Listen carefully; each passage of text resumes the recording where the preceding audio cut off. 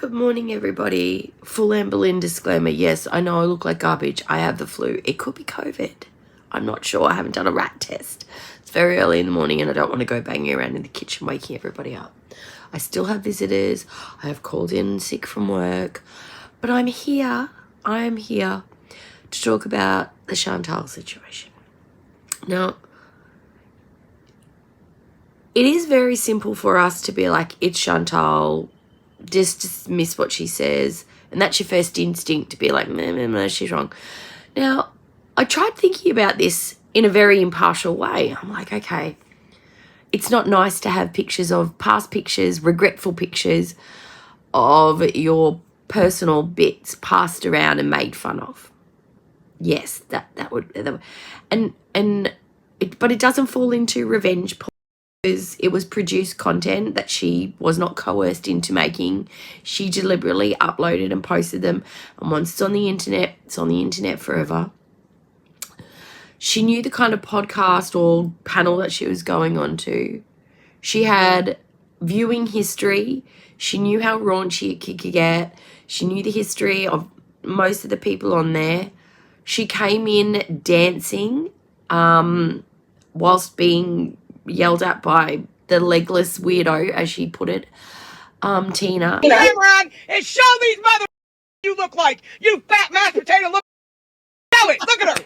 Oh, yeah. Hurrah, hurrah, kumbaya. Another get out of here. I'd rather keep Grace than this one down here than that ugly. I agree. We agree. Listen, okay? Yes, I have pink eye or something. You need a weed eater, bitch. A weed eater. I got a picture of your pussy. And a goddamn weed eater. Wait, time out. Wait, time out, Tina, stop for a minute. She used her own vulgar language. No one forced her to say the things she said. It seems to me she got upset about it after she was clued in by somebody else, that Gracie lady, who was upset about the panel because of her treatment on the panel. Chantal's got mad about it because somebody else was projecting their feelings on how it would be perceived for them. It's like, it's not nice to have them laughed at, your vagina pictures laughed at and made fun of. But Shantal, like, I quote unquote, yes, tissues runny nose. She's like, oh, come on, Boogie. Are you telling me you like he doesn't like the fat snatch? Give me a break. I don't.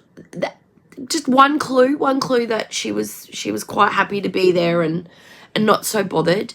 Another clue would be that she said yesterday in her crying video, the no regrets video, is that she was like, yeah, okay. You had it like right there.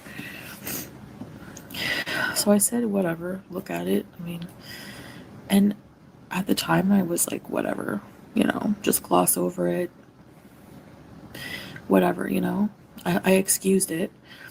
I excused my giving permission, and I'm like, why would I do that? Like, that was her natural instinct when asked by Keem to look at her picture. She's like, well, he was going to look at it anyway. You don't know that. Maybe he would have, but you don't know that for sure. But you still could have put in your verbal protest. Even if he was going to look at it anyway and completely dismiss and ignore, you could have stood up for yourself if that was your natural reaction, to be like, no, I don't want anybody. Nobody should be looking at my vagina at this stage because I'm a married Muslim woman who is very, very, very openly and verbally pedantic about not showing my hair. So you would think her initial instinct and gut reaction to a man, not her husband, requesting permission to look at a picture of her publicly produced OnlyFans content, specifically the vagina, would be, heck no, that's embarrassing, number one, just on a normal person reaction. Do I have permission to look at your box? Because Mike is going to send it to me. No. Whatever, go for it. I want permission. I'm being respectful. It's on the internet. There's nothing I can do. All right. Trust me, But as somebody who's been trying on the Muslim outfit for 2 years now, she should have been like, absolutely not. I feel bad enough that these two idiots over here have taken the time out of today to actually look at it and respond and tell me how gross it is, that you would now ask to look at it when you know that it's not that fantastic. It's not worth looking at, actually. She could have made a joke. If she was witty enough and funny enough, she could have been like, are you sure you're ready? Because I don't want you looking at it, and I'm pretty sure you don't want to see it. Let's say you did but don't. That could have been a way to get around it, and that could have been her moment to say, maybe this isn't the place for me. And her gut reaction wasn't to feel bad for Sala in that moment. She wasn't thinking about Sala in that moment.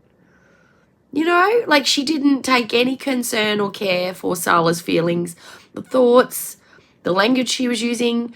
She said vulgar things like, oh, even if it wasn't directed at a man, to tell a woman. Where's the docs? Where's the docs? Show me and I will bow down to you and suck your dick. Where is it? Doesn't have to be directed at a man to come out of a Muslim woman wearing a hijab's mouth. Just, yeah. I don't feel like she was a victim of that panel. You know, I don't think she was violated. I think she was compliant and complicit, but I do feel like she's regretful. I think she's very regretful. Are you telling me that she can't go to Salas, shake him awake and say, hun, I have an opportunity to finally get on the LOLCOW Live panel. What do you think about this? Let's have a quick chat and then you can go back to bed. Because I know that I am an extremely mentally unstable and impulsive person. And I don't want to make a bad choice. Help me think this through. Babe. So cool. I get to go and look our lives. Let's talk about it. I don't want to make a rash decision. Help me out. And then you can go back to sleep. Babe. She could have done something like that. But no, what did she do? She allowed her husband, who would be probably upset about this, even if it didn't go sideways, she allowed him to sleep, didn't ask for permission, didn't discuss it, did it anyway, knowing it was wrong and bad. And then when it did go sideways, now she's crying and upset and feeling bad about it. And she even brought up therapy. I mean, how many manipulation cards do you want to play in one video? I just don't think she thinks things through. Yeah. And I'm sorry, I'm just so sick of hearing you say, I'm impulsive. No, impulse, it doesn't cut it. I'm sorry, it doesn't. She wasn't pressured. She took an opportunity that she thought would be working in her favor, and when it didn't, now she's going to cry wolf. And it really sucks, because if you walk into a situation where you are fully in control and you're in a safe space, she was in her own house. She wasn't physically surrounded by anyone. Nobody was forcing her up there. Nobody was giving her a script to read out that wasn't written by her. It was all her own organic words coming out of her mouth. And she was in a safe place. She was not victimized. She's a victim of herself, of her own pick-me energy, because that's what I feel like that whole panel was her trying to be the biggest pick-me that she could possibly be. Sure, look at my vagina. Here I am. I'm going to use the same language you guys are using because I want to be in the cool kids club. I'm going to yell back and forth. I'm going to talk about my husband's weird fetishes and just be like, play it off and dismiss it, because I don't want to rattle anyone's cages. I don't want to tell people and be the Debbie Downer and say, no, don't talk about that, because that's embarrassing for me as a Muslim woman. No, because I'm a pick-me. I'm a pick-me bitch. And sometimes when you're a pick-me, you find yourself in situations that are regretful, that don't look good. And the fact that reaction channels were calling it out and saying that's not appropriate for somebody who's a Muslim. And we're not even Muslim, and we could see that it wasn't. It took somebody else who was also rejected from that panel to bring up an emotion that you hadn't had until that moment. You could have pushed it down under Burger King's for years, and that could have resurfaced later.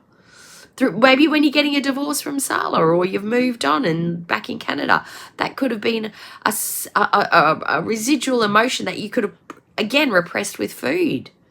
You don't know. You could have worked your food magic on that emotion too, like all the others.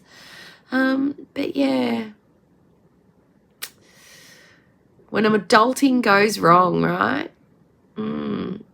Maybe therapy is something that you need to. No, she doesn't need therapy. She won't go to therapy. Therapy won't work on her because she's never wrong. She never does anything wrong. The panel was bad. Shantal was an innocent victim. Yeah. Foodie, these are the moments where you can use the Kai Bella situation in your favor and be a manipulative, narcissistic bitch. Yes, I went on the panel.